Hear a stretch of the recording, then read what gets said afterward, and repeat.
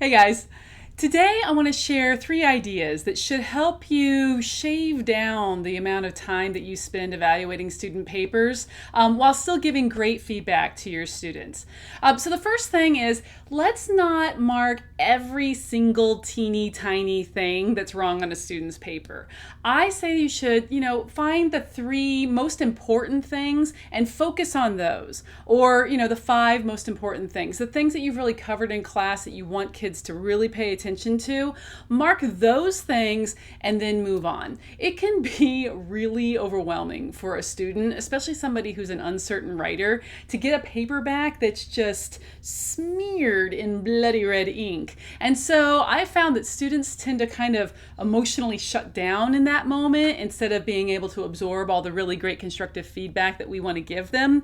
So if I limit myself, and it's hard sometimes because I really want to line edit, but I'm not doing that. I'm grading overall. So find your focus, mark the things that matter on that assignment. There's going to be more assignments later in the year for you to mark up and focus on more things and widen your net of errors that you're looking for. But I'd say start with a pretty small focus and then kind of widen as the semester goes, and the kids will learn along with you as you go. I'd say automating your responses as best you can will save you a ton of time, and the way to do that, codes. So a couple years ago, I found myself writing the same comment on paper after paper, and it was exhausting and frustrating for me. So I started to figure out what were those things that I wrote time and time and time again, and I typed them up. Not only just the thing that I would want to, like the identifying the error, but also the message that I would want to give to the student and an example of how to fix it. So I found that there were 10 pretty common grammar errors and 10 kind of content errors for each of the modes. So argument, research, narrative, and lit analysis. So I made codes for those, and then I give the kid the key sheets or the decoder key of my codes when I hand back the essays. And then the kids do the essay corrections. They write out, what the rule is, and they make the fix on their papers. So you can do that too with the codes that you would be useful to you in your classroom.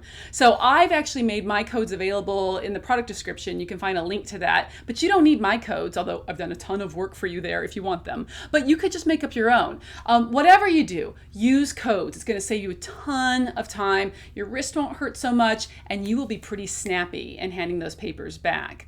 Finally, the third tip, try blind grading.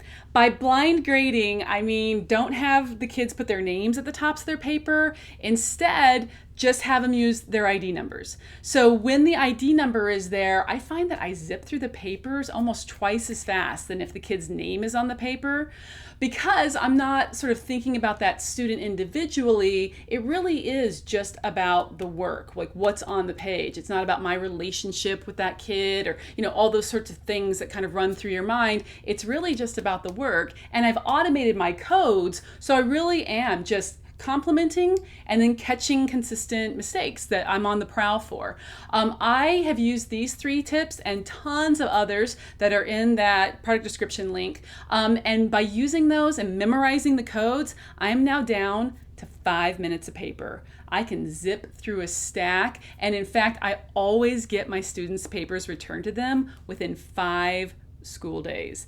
I'm like a machine because I'm really just sort of zipping through the stacks, and the kids grow so much from having laser focused responses from me that they know how to fix it for the next time around. And the great thing about the system is as the year goes on, their papers get better. So there's fewer things for me to mark. I just write compliments because they're starting to learn and get it.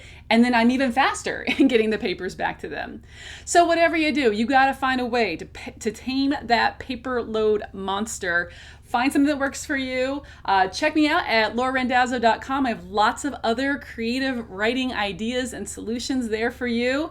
I hope you have a great launch to the school year, everyone. If you found this video helpful, you could comment, subscribe, or give me a little like, which helps increase the search results so more folks can find me. Thanks again for spending a few minutes here. I'll see you next time.